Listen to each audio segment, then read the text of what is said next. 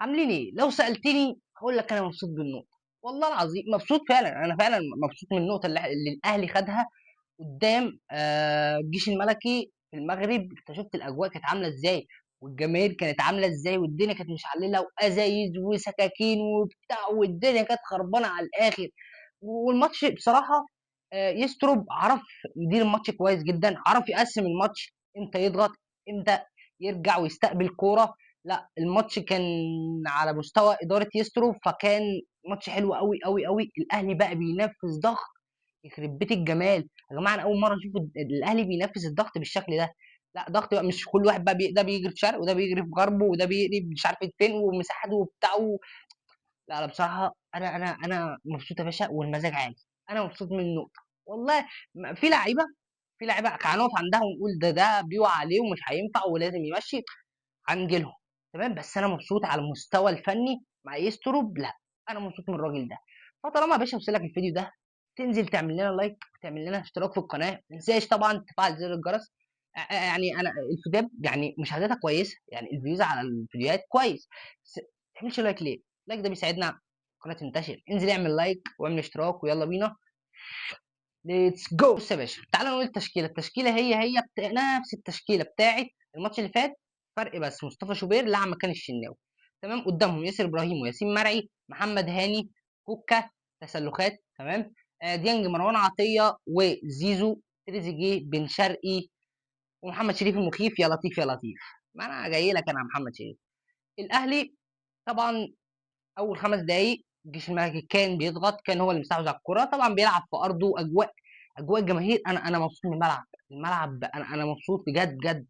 الملعب لحد قبل ما الاهلي يجيب جون الجماهير كانت ماشيه كويس.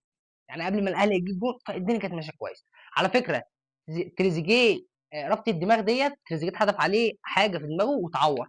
كده كده الجيش الملكي العقوبات هتسلخه، العقوبات اللي هياخدوها. تمام، فالاهلي كان اول 5 دقايق في الضايع. تمام، بدا بقى ايه الماتش بقى بدا يبدا. تمام، هم راحوا باول دقيقه تقريبا كان فيها هجمه خطيره. تاني هجمه لينا زيزو شاطها جت في العارضه، شوطه جامده قوي بتكنيك ولا اروع. اصلا جسمه مش معدول الراجل، جسمه كده وراح جاي شايطها جت في العارضه. هو جسمه ما كانش معدول كمان. فزيزو يعني واحد على واحد ما تاخدش منه. من الاخر انا بقولها لك اهو، واحد على واحد ما تاخدش من زيزو حاجه. فهو شو حوار انه واحد لا هو مش مهاري. زيزو تاخد منه عرضيات، سرعات، يعني في الهجمات المرتده والكلام ده. دفاعيا كويس تمام، بس هو من ساعه ما خد الانذار فدفاعيا اتاثر شويه، ما بقاش يخش يضغط جامد كده ويلتحم وبتاع علشان الانذار الاخر. الحكم حكم كارثي، انا جاي لك على الحكم. تمام، خش على تعال طب خش على الحكم، تعال نخش ضربه الجزاء. ضربه جزاء من وحي خياله، ضربه جزاء من وحي خيال الحكم. انا مش عارف يعني هو ديانج ايده اهي، ايده دي ايده الطبيعيه، الراجل عامل كده. تمام، ديت هيوديها فين؟ ما انا مش فاهم هو عمل كده واستقبل الكرة عمل بطل، فايده دي هو رجعها ورا هيوديها فين تاني؟ فانا ضربه جزاء من وحي الخيال اقسم بالله. وائل جمعه يا جماعه طلع في الاستوديو، اقسم بالله راجل، اقسم بالله وائل جمعه ده يخرب بيت جماله، يخرب بيت جمالك. قال له ما تبقاش محايد، ضربه جزاء من وحي الخيال. انا مش عارف في ضربه الجزاء ازاي. تمام، وازاي اصلا الماما افريكا اللي انت بتقول بقى احنا مظلومين ومش عارف اوروبيين وبتاع، ازاي دور مجموعات زي ده اللي بيصعد الفرق ما يبقاش فيه فار؟ اقنعني انت مش فقير. تمام، الدوري الامم افريقيا مش فقيره. كاف يا باشا، فين يا باشا؟ ما فيش فار ازاي؟ ده الدوري المصري فيه فار يا عم، انت في ايه يا عم انت؟ ازاي والله فعلا ما فيش فار؟ انا مش عارف بصراحه. يعني الدور ال 32 والدور ال 60 والدور الطوارئ التمهيديه دي ماشي، ما فيهاش فارات وبتاع ماشي، انا يا عم معاك اهو. بس ازاي ادوار المجموعات اللي بتصعد الفرق ما يبقاش فيها؟ معلش انت ممكن تقف اصلا معاك على نقطه، يعني عشان تصعد ممكن تقف معاك على نقطه، ها، ما تصعدش بسبب انك واقف على نقطه. فازاي ما يبقاش فيه؟ انت مش فقير، انت يا باشا مش فقير. احنا تعبنا والله العظيم يا جدعان من انت. النهارده الحكم كارثي، قراراته كارثيه، قراراته زي الصفر. تمام، ما قدرش يحمي لعيبه الاهلي. يا باشا انت شفت كميه الازايز، كميه ده لو فاتحين شركه ميه في الملعب مش هنشوف كميه الازايز دي. يا لهوي يا جدعان ايه كميه الازاز دي، ولا انا عاجبني بقى كلاحه يا مصطفى شوبير وكلاحه ياسين مرعي. اخدوا الازاز يا باشا وفتحها واشرب يا باشا ادفع. بص الكلاحه مفيش زينا، احنا عالم كلحه، جمهور الاهلي بيلعب كلحين. هتيجي معانا زي ما انت شفت كانوا عمالين بيضيعوا في وقت عشان كانوا كسبانين، اول ما جبنا الجون الدنيا اتقلبت. الايه يا باشا هم اللي بيضغطوا وهم اللي بيعملوا وبتاع. وبعدين في حاجه برضه، هو ازاي كان بيبقى فيه، يعني بيبقى فيه واقف على الخطوط بره، تمام، اطفال شباب كويسين صغيرين كده بيجيبوا الكور. انت لعيبه الاهلي كانت بتروح هي اللي بتجيب الكوره. انا مش فاهم برضو. فبصراحه هو جمهور المغرب كده، طول ما هو كسبان او طول ما هو مثلا الدنيا تعادل وبتاع، في التشجيع حاجه رهيبه يعني. انا في اول مثلا اول نص ساعه في التشجيع، اقسم بالله انا اجواء دوري انجليزي بجد. الملعب جامد، ملعب حلو قوي قوي قوي، تصوير جامد قوي قوي قوي، تمام. هي بس مشكله كان في الفار. وبعدين اول ما الاهلي جاب الجون الدنيا اتقلبت بقى وازايز اتحدفت. سكينه معجون، سكينه معجون دي بتعمل ايه؟ معلش يعني، سكينه المعجون دي كان بتعمل ايه في الملعب؟ زيزو تريزيجيه لما جاب الجون ولف راسه، تمام.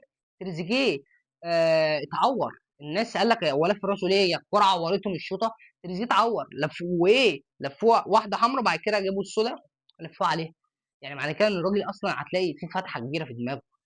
فبصراحه جمهور المغرب دي حركه مش كويسه خالص خالص خالص من جمهور الجيش الملكي، تمام. وكده كده هيتصرفوا من العقوبات اللي هتنزل عليهم. الجيش الملكي دلوقتي بقى صعب صعب صعب يصعد من المجموعه دي، صعب. انت معاك نقطه، تمام. والاهلي ويانج افريكانز معاهم 4 نقط الاثنين، وانت لعبت ماتش جوه ارضك وتعادلت، واحتمال العقوبه اللي هتنزل عليك هتتحرم من ماتش او ماتشين، تمام، من انك تلعب على ارض. العقوبه هتبقى كده، يا ملعب يا ماتش يا ماتشين، هتتحرم ومش هتلعب على ملعبك. فلازمتها ايه كل ده يعني؟ انا مش فاهم. حكم زي الزفت، تمام. حتى ما اعرفش انه يحمي لعيبه النادي الاهلي، ما اعرفش يعملها. فده على مستوى التحكيم. على المستوى الفني الاهلي يسترب عموما كان مقسم الماتش، تمام، في الضغط. لان انت صعب صعب صعب تضغط، تمام، 90 دقيقه كلها. الجيش الملكي برضه انت بره ملعبك، يعني دي حاجه كبيره، يعني برضه انت بره ملعبك وحكم ومفيش فار وبتاع. هو كان مقسم الماتش على فترات، تمام. تضغط امتى؟ الاهلي يا جماعه بقى بيضغط ب5 لعيبه والمساحات بقت قريبه. يعني استرجاع الكره بقى في النادي الاهلي حاجه مش طبيعيه. يخرب بيت جمالك يا استر. انا الراجل ده عالمي عالمي. كميه الضغط بصراحه اللي بيعملها، لا لا لا لا يستر.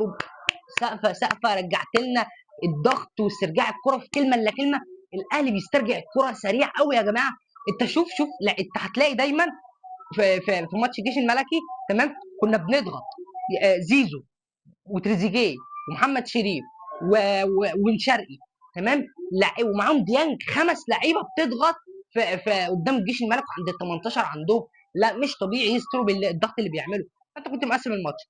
انت الشوط الاول كانت هجمه هنا وهجمه هناك، الشوط الثاني انت اكتسحت الجيش الملكي، اكتسحته بمعنى الكلمه.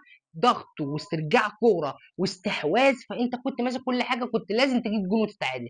ضيعنا وكنا ممكن نطلع من الماتش ده كسبانين 2-3. ضيعنا كذا كوره. تريزيجيه متاخر في قرارات، عمل ماتش كويس على فكره. تريزيجيه، زيزو عمل ماتش كويس. بن شرقي خلاص بقى، يعني بن شرقي بقى خلاص بقى.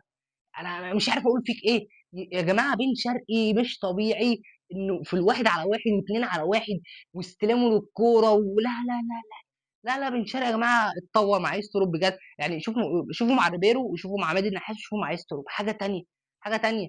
انا عاجبني قوي فورمه تريزيجيه. هو لسه على مستوى اللعب الجماعي، لا انا في النهارده تريزيجيه على مستوى اللعب الجماعي كان بيلعب كوره، تمام. عنده بس حته انه يقطم ار2، هي لسه فيه. هو بيشوط ار2 كويس، بس هي مش هتيجي كل مره. في ناس هتطلع تقول لك انت مبسوط بالتعادل ومش عارفه ايه ده، انت ازاي؟ انت المفروض فرقه كبيره وفرقه، يعني انت بتقول بطل افريقيا واكتر واحد واخد بطولات فيها 12 بطوله، وانت ازاي فرحان؟ بص انا كل ماتش بيبقى ليه حساباته. يعني انا مش هقارن ماتش الجيش الملكي في دور المجموعات هناك على ارضه، تمام، وانت لسه ليك ماتش هنا في القاهره، ومش هقارن ماتش مثلا في دور قبل النهائي او النهائي. اكيد اكيد كل ماتش بيبقى ليه حسابات. اكيد مش هتفتح الملعب كده، مش هتعمل الضغط. فكل ماتش بيبقى ليه حساباته. انا مبسوط لان احنا على المستوى الفني كنا احسن من الجيش الملكي بكتير. على مستوى الضغط لا، كنا بنضغط وهجمات رايحه هجمات جايه. لا، فعشان كده انا مبسوط. فانت هتقول لي يعني النقطه مش لا، النقطه انا مبسوط من النقطه، نقطه كويس. لان أنا على المستوى الفني انا مبسوط من اللي بيقدمه يسترو بصراحه. عندنا مراكز لسه فيها ناس، يعني عندنا مراكز ناس لازم يعني مهاجمين. خلاص احنا بنلعب من غير مهاجم.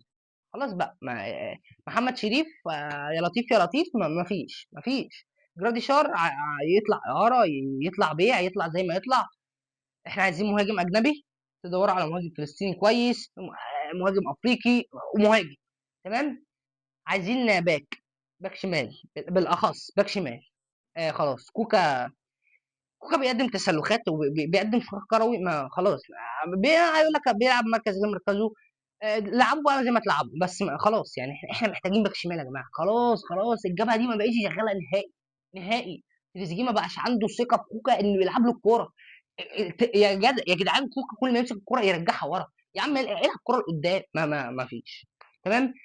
هقول لك برضو محتاجين باك يمين. لا، شوف النهارده جبهه محمد هاني فتح شوارع، فتح شوارع.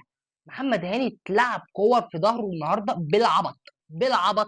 مع اني كنت بطلع واشيد بمحمد هاني هنا، تمام، وانه كان احسن لاعب في النادي الاهلي من بدايه السيزون. بس خلاص برضه احنا محتاجين باك يمين على الاقل ينافس محمد هاني. بص، في ناس لازم تمشي. قفشه خلاص عفى عليه الزمن. كوكا خلاص عفى عليه الزمن.